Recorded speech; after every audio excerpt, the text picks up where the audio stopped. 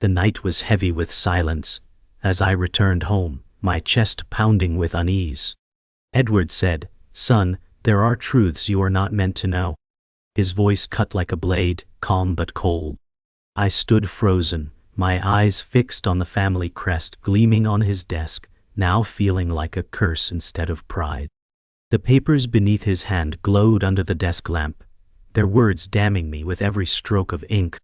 I whispered, "Father, why is my name missing from the inheritance?" He looked at me with steel in his eyes, unmoved by my pain. Edward said, "This fortune is mine, not yours.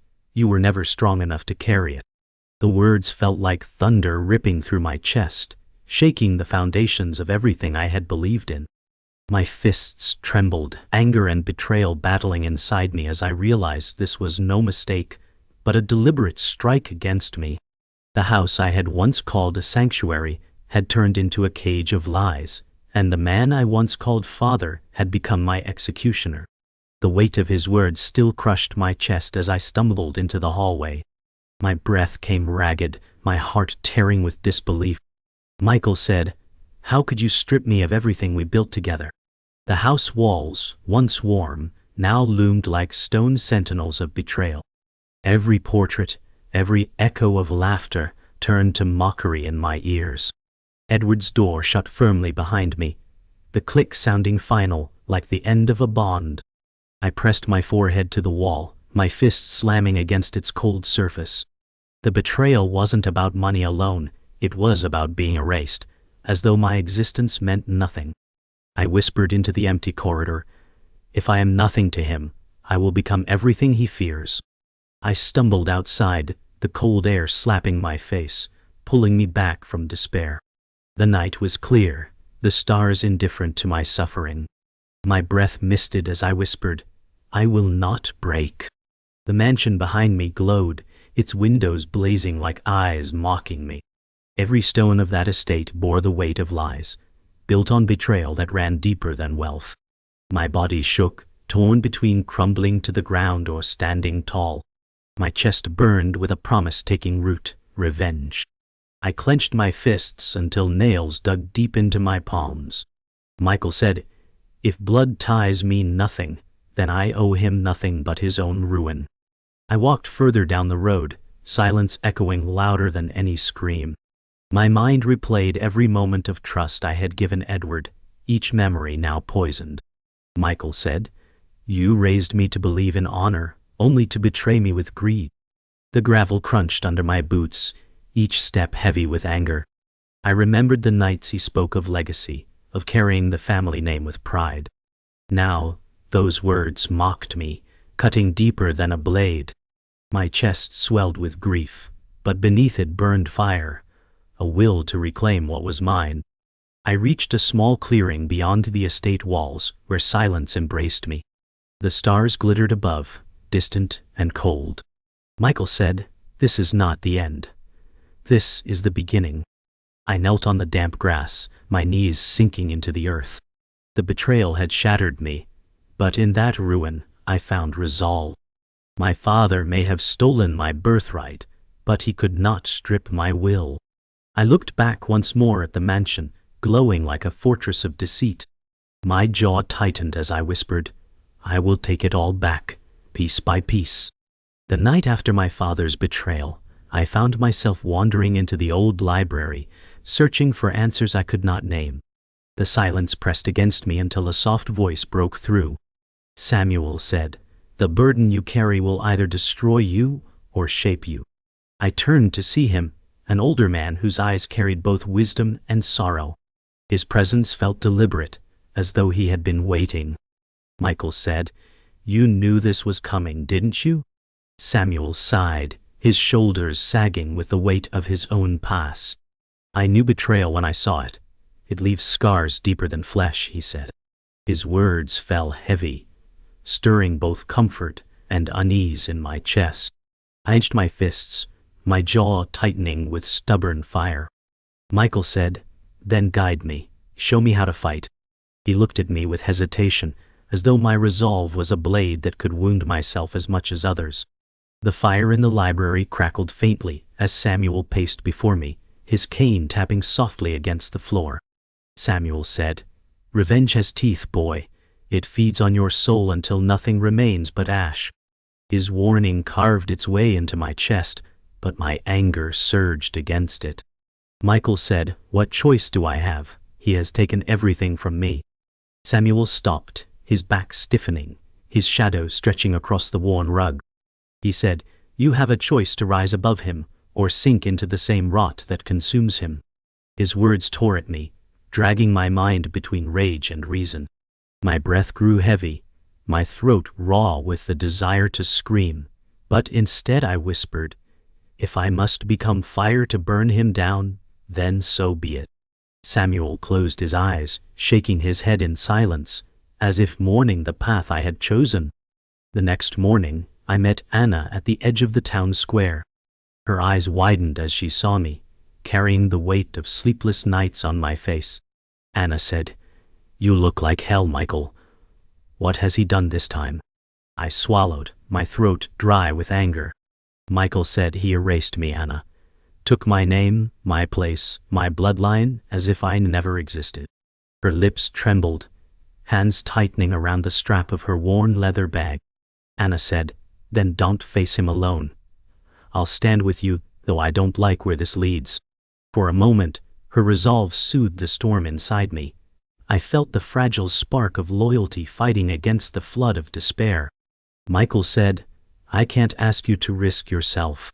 Anna's eyes burned with stubborn fire. "You don't need to ask," she said. Later that night, I sat in the quiet of my room, staring at a faded photograph of Edward and me. My chest ached as memories rose like smoke from a fire. Michael said, "He promised me a legacy and he stole it with his own hands." My breath caught as I traced the edges of the picture, my younger self smiling in blind trust beside him. Samuel's words echoed in my mind, fighting the venom of my rage. I whispered, "How do I forgive what was done with intent?" The silence gave me no answer, only the creak of the old house settling in the dark. My reflection in the window stared back, eyes hollow yet burning with new resolve. That photograph no longer marked love, but a grave where trust had died. The first sign of danger came swiftly. I walked the outskirts of town when a shadow followed, steady and silent. My steps grew faster, my heart hammering until I saw him, a tall figure waiting at the corner. His presence radiated menace, eyes sharp, jaw like stone. The enforcer of Edward, loyal to a fault, his silence louder than threats. Michael said, "So he sends his hound already." My breath clouded in the cool night air as his boots echoed on the cobblestones. He did not speak, only watched me with the hunger of a predator. I whispered to myself, "This war has already begun." The street stretched like a battlefield, moonlight spilling across its stones, as I braced for what was coming. I chose the quiet hour before dawn to make my first move, when even guilt sleeps. The city hummed like a distant engine as I slipped into Edward's downtown office. Michael said if he built it on lies, the truth will crack it. The security lights washed everything in a sterile glow that felt like judgment. I kept my breath steady and my thoughts sharper than fear. Samuel had taught me the file names to hunt, relics of deals that stank of greed. Samuel said, "Take only what proves the rot, and leave no echo." My fingers skimmed keyboards like a pianist coaxing out confession. Each folder opened another wound I had not expected. I saw names, dates, and signatures that knifed through my last illusions. Michael said, "You did not just disinherit me, you devoured others." The drive filled, and my resolve hardened into something colder than rage. I left with proof, and a promise that the first cut had been made. By noon the counterpunch arrived, swift and precise, like a message wrapped in silence. The enforcer shadowed me across the plaza, his steps patient and cruel. Michael said, "He knows I touched the bones of his empire." I ducked into a crowd, feeling his gaze mark me like chalk on stone. The sun glared off glass towers and turned faces into masks. Anna called, her voice tight with fear, and I lied that I was fine. Anna said, "You are being hunted, Michael, Do not try to outwalk the trap. I mapped exits in my head, counting breaths and angles. The enforcer did not break stride, just adjusted distance with a predator's grace. Michael said, "Tell Edward I will not kneel again." I stepped onto a moving bus and watched him watch me, unblinking. His stare promised that the next time there would be no witnesses. That evening, Anna met me in a narrow cafe where whispers travel faster than steam. She set a small recorder on the table like a fragile truth. Anna said, "I can leak your files, but once it's out, there is no retreat." I stared at the door, expecting the enforcer to shoulder through at any moment. Fear gnawed, but the hunger for justice bit harder. Michael said, "Release only what shields the innocent and exposes the core." She searched my eyes for a measure of mercy. I did not trust in myself. Anna said, "I will help you, but promise me you will not become him." The espresso hissed like a warning from the dark. I gave a nod that felt like a vow and a threat in one breath. Michael said, "I will end this without losing what remains of me." She pressed my hand, and the room's noise fell to a hush only we could hear. We agreed to strike at dawn, where truth cuts the loudest. Before the leak, Samuel asked me to walk the river where the city sheds its noise. He carried silence like an old coat he no longer feared. Samuel said, "I once hunted a man who wronged me, and I found nothing at the end but my reflection. I waited for a moral I could live with, not a sermon I could ignore." He traced scars on his knuckles like mile markers of an old war. Samuel said, "I won my case and lost my family in the same season." The wind carried the metallic scent of rain and memory. Michael said, "If I step back now, he wins, and the ruined stay ruined." Samuel nodded, eyes softened by something close to grief.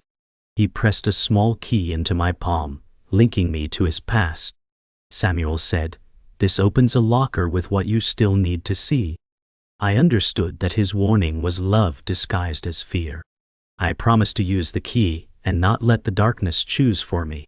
The locker held files older than my anger, and twice as heavy. Inside lay records of a woman Edward had crushed to secure his throne. Her name surfaced like a prayer that hurts to say. Michael said, "Evelyn, you should have been our partner, not our casualty." I read testimonies signed with hands that must have shaken. The numbers showed how her company was strangled by elegant fraud. Samuel said, "She tried to fight and was made a warning." The photos showed a smile that did not know its ending. I felt my rage reshape into purpose, sharp and careful. Michael said, "This is the blade that will cut him where he bleeds." I copied every line and placed the originals back like bones in a grave. On the walk out, the night felt colder, but my path felt clean. Tomorrow we would speak for the dead and the living both. The night carried the smell of rust and rain as I crept through the shipping yard, chasing whispers of my father's dealings. Each step echoed against steel containers like a warning. Michael said, "If I can wound his empire, I'll wound him." My breath clouded in the damp air, fear shadowing me more than silence. A sudden crash behind me froze my blood. From the darkness emerged the enforcer, his frame cutting through fog like a blade. He grinned without warmth, fists tightening as if molded from iron. Michael said, "So he finally sends you to finish the job." His silence weighed heavier than words. I ran, weaving between towers of crates, but his pursuit thundered close. A fist grazed my shoulder, spinning me into metal, pain lancing through bone. I staggered upright, vision swimming, and spat blood on the ground. Michael whispered, "You'll have to break me before I stop." His shadow loomed, and for the first time I felt death breathing near. Anna found me hours later, my shirt torn, my ribs aching, my resolve barely intact. She pressed her hand to my wound, her eyes wet with fury and fear. Anna said, "You can't keep throwing yourself into his fire." I winced, the pain biting harder than her words. Michael said, "If I stop, he wins, and Evelyn's ghost stays buried." She shook her head, jaw quivering. Anna said, You're not just fighting him, you're destroying yourself. I leaned back against the stone wall, breath uneven but steadying into anger. Every bruise reminded me of how close I had come to ending. Michael said, I will not stop until the truth devours him whole. She gripped my hand, torn between loyalty and terror. The silence between us was thick with the weight of choices that could not be undone. My father had turned me into his enemy, but I swore he would choke on what he created. Edward stood at the balcony of his estate, basking in the glow of a banquet thrown for allies. His laughter echoed like coins spilling from a chest. I watched from the shadows, every toast a dagger in my chest. Michael said, he flaunts his victory as though I am already dead. Guests clinked glasses, oblivious to the decay beneath the marble. He raised his drink, eyes gleaming with arrogance. Edward said, to power, to legacy, to what is rightfully mine. His words rippled like poison across the hall. I clenched my fists, my body shaking with rage I struggled to cage. Every golden light, every polished surface mocked me with what he stole. I turned away before my fury betrayed me. Michael whispered, laugh while you can, father. The storm is already here. His shadow fell across the revelry like a crown of rot, and I vowed he would taste ruin. Samuel met me at the old cathedral, its silence filled with the smell of wax and stone. He lit a candle with hands that trembled slightly. Samuel said, I see vengeance growing in you like a second soul. My jaw tightened, defiance carved into every word I spoke. Michael said, he left me no choice but to burn it all. Samuel shook his head, his eyes drowning in the weight of memory. Samuel said, I swore the same oath once, and all it gave me was ashes where my family should have been. The flicker of the candle threw shadows like ghosts along the walls. His warning struck me harder than any blow, but my anger resisted its pull. Michael whispered, better ashes than surrender. The silence stretched, heavy with unspoken grief. Samuel blew out the candle, leaving me in darkness, as though to test if I could carry my fire without his light. I stood before Evelyn's grave, the night air sharp, my chest heavy with vows. The rain tapped softly on the stone, tracing her name with silver trails. Michael said, he thought burying you would bury your truth, but I will raise it higher than his throne. My fists pressed into the earth, pulling strength from the silence. Each word I spoke felt like a seal carved in blood. Michael whispered, I will not stop until justice speaks your name. The wind whipped my coat, carrying my vow into the dark. I could almost hear her voice, not in sorrow, but in strength. The betrayal had carved me into something new, something harder. My father had stolen my legacy, but Evelyn's story gave me the fire to reclaim it. I rose, staring at the mansion lights glowing in the distance, and I swore he would fall. The dusty lockbox groaned open beneath my hands, and with it came the stench of buried secrets. Inside lay documents, not of fortune, but of fraud. Michael said, this is the true foundation of his empire. Each paper trembled in my grasp, revealing contracts laced with deceit and signatures of men who had vanished into silence. My pulse quickened, rage and vindication boiling together. Samuel's voice echoed in memory. Samuel said, every empire built on bones will eventually collapse under their weight. I copied them all, each page a weapon sharpened by truth. Yet in the pile, one letter caught me. My father's confession drafted but never sent. His words painted a man who knew his guilt, yet embraced it. Michael whispered, you knew. And you chose corruption anyway. My jaw clenched as I slid the evidence into my bag, the tremor of betrayal, now fully transformed into a blade aimed at his heart. Later that night, Samuel summoned me to his study, his face etched with unease. He placed a faded photograph on the table, his hand trembling. Samuel said, I must tell you something before you use what you've found. The photo showed him younger, standing beside Edward. My chest hollowed as the truth cut through me. Michael said, You were once his ally. Samuel bowed his head, shame soaking his words. Samuel said, I helped him build his throne, blind to the cost, until I saw what he did to Evelyn. My fists slammed the table, betrayal doubling its weight in my chest. Yet his eyes carried sorrow, not deceit. Michael said, "Then guiding me is the only way you can atone." He nodded, his silence an oath. I realized the mentor I trusted was bound to my enemy by scars, but now stood with me against him. The walls closed in when Anna confronted me, her voice breaking with fear. Anna said, "I saw what you're planning, Michael. You're going too far." My heart hammered, but my voice was steel. Michael said, "This is the only path. He must pay for every life he destroyed." Her eyes searched mine, pleading for the man she once knew. Anna said, "If you cross this line, you'll lose yourself before you ever defeat him."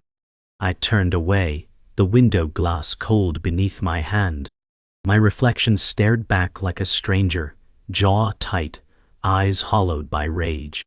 I wanted to tell her she was wrong, but silence spoke my truth. Michael whispered, "Then stay away if you can't follow me through the fire." She flinched as though I had struck her, tears glistening as she stepped back into the shadows of the room. At the estate's courtyard, Edward stood before me, arrogance carved into his features. His voice dripped with venom as he raised a glass of wine. Edward said, "You think evidence can undo me? I am untouchable." My blood roared, but I forced steel into my words. Michael said, "You are nothing but rot wrapped in silk."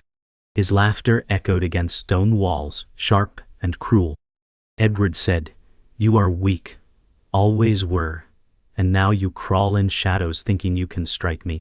The glass shattered as I knocked it from his hand, crimson wine spilling like blood across marble. For a moment his mask cracked, and I saw fear ripple in his eyes.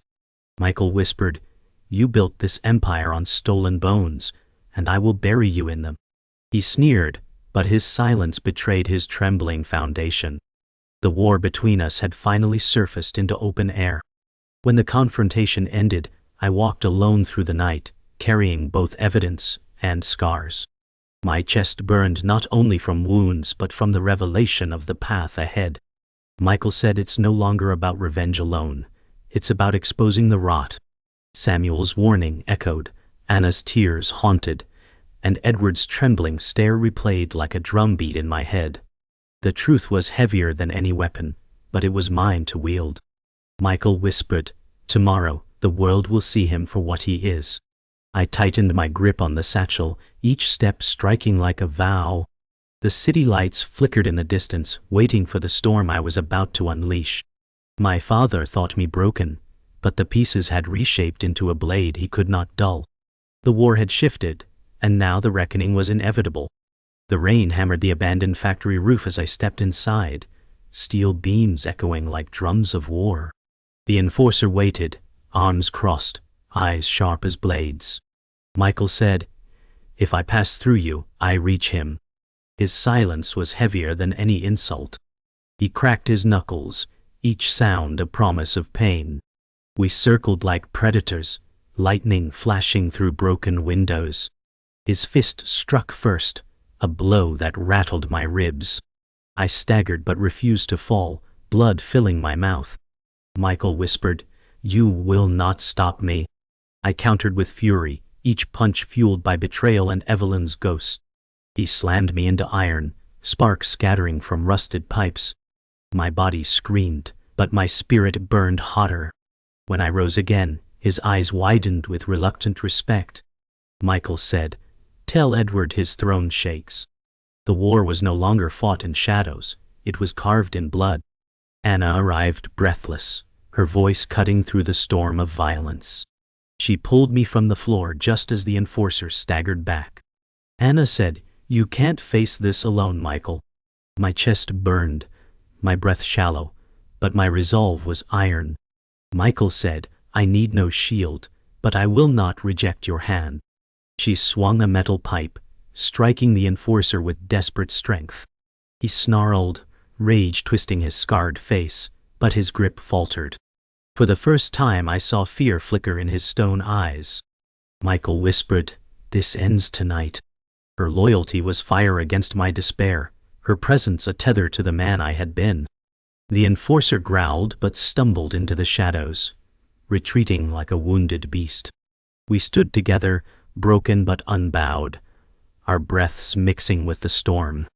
The war was shifting. He had not defeated us, and that meant he had already lost. Samuel appeared from the shadows, his eyes heavy with both grief and pride. Samuel said, "I cannot fight your war, but I can give my life to God its flame." His cane fell to the ground as he raised a pistol with trembling hand. The enforcer charged again, rage unchained, but Samuel fired, the echo splitting the storm. The shot bought us seconds, the cost carved in his chest. He fell, breath shallow but steady, a ghost already half gone. Michael shouted, "No, Samuel, stay with me." His eyes softened, his lips curling into the faintest smile. Samuel whispered, "Do not waste the chance I bled for." His hand pressed the pistol into mine, the weight of his past now mine to carry. I felt my rage break into sorrow, but beneath it rose a new strength. He gave his last breath so that I could breathe vengeance. I stormed into the mansion hall, my boots echoing across marble floors like thunder. Edward stood waiting, his suit pristine, his smile venom. Edward said, "So, the prodigal son returns, bloodied and broken." My voice was raw, sharpened by loss. Michael said, "Not broken, father, reborn through the fire you lit." He raised his glass in mockery, but his hand trembled just enough for me to see. My chest ached with fury, Samuel's sacrifice burning in my veins. I slammed the pistol onto the table, the sound splitting the silence. Edward sneered. Edward said, "Do you really believe truth will topple me?" My eyes locked on his, unflinching. Michael whispered, "It already has." The walls of his empire quaked under the weight of evidence waiting to explode. Every lie, every stolen fortune, was now a rope tightening around his neck. He no longer faced his son. He faced his judgment. The final words between us were not of family, but of war. Edward said, "You were always too weak to carry my name." My jaw tightened, fire in my chest roaring against his venom. Michael said, "Then I will carve my own name from the ruins of yours." His eyes, once the eyes of a father, now glared with a tyrant's fear. He reached for a hidden blade, but my hand was faster, pressing steel against his chest. The silence stretched, broken only by thunder outside. My hand trembled not with doubt, but with the weight of choice. Michael whispered, "This ends tonight." His sneer faltered, the mask of power crumbling in his final breath. I stepped back as he collapsed, his empire falling with him. The hall grew silent, save for the storm that roared like triumph. The sun had not only reclaimed his legacy, he had forged it anew. The mansion lay silent, its halls stripped of power and echoing with ghosts of betrayal. My chest rose heavy, each breath carrying the weight of scars earned. Michael whispered, "The storm has passed, but its ruin clings to me." Broken glass glittered like fallen stars on the marble floor, and the smell of smoke lingered. I walked slowly through the debris, every step crunching against what once stood as untouchable. My hands shook, not with fear, but with the gravity of victory that cost more than blood. Edward was gone, yet his absence was no triumph, only a hollow truth. The silence pressed, a reminder that justice never comes without loss. Michael said, "I won my legacy, but I lost the man I once was." The night outside remained endless, and I stepped toward it with a face carved by pain, but unyielding in its resolve. At dawn, Anna met me on the hill overlooking the city, her eyes carrying questions I could not answer.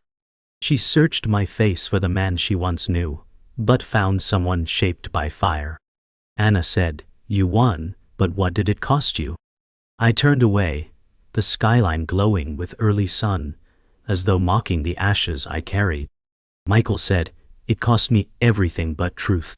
Her hand touched my arm, hesitant, as if afraid of what lingered in me.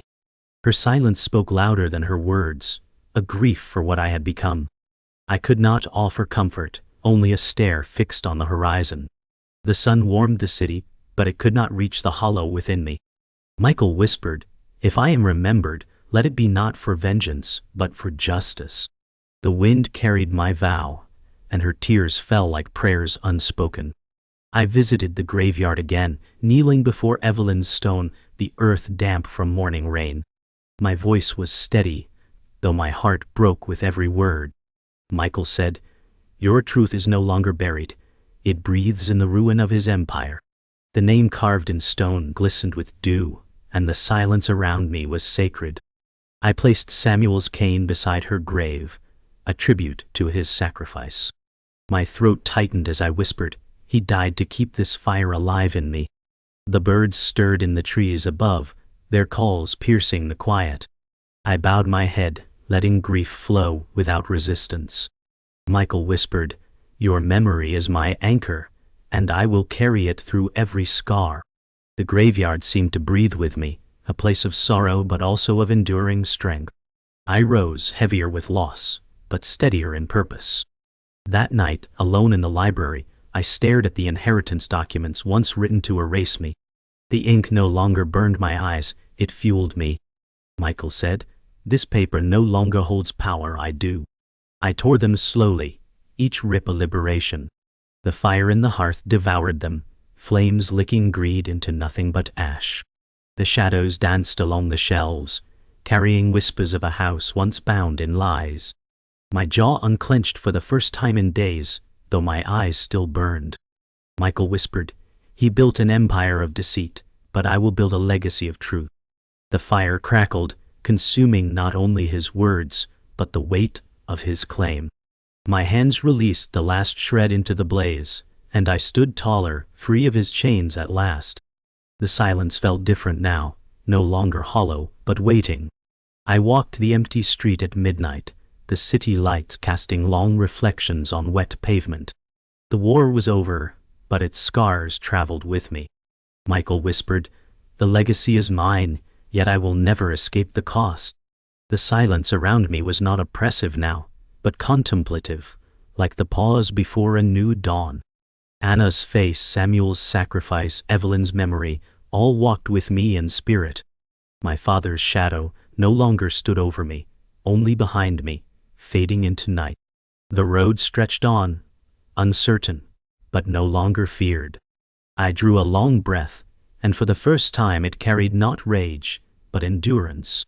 Michael said, "I am no longer his son. I am my own man, and I carry my name with fire." The street lights dimmed as I passed, leaving me swallowed in darkness, a figure marked not by loss, but by survival.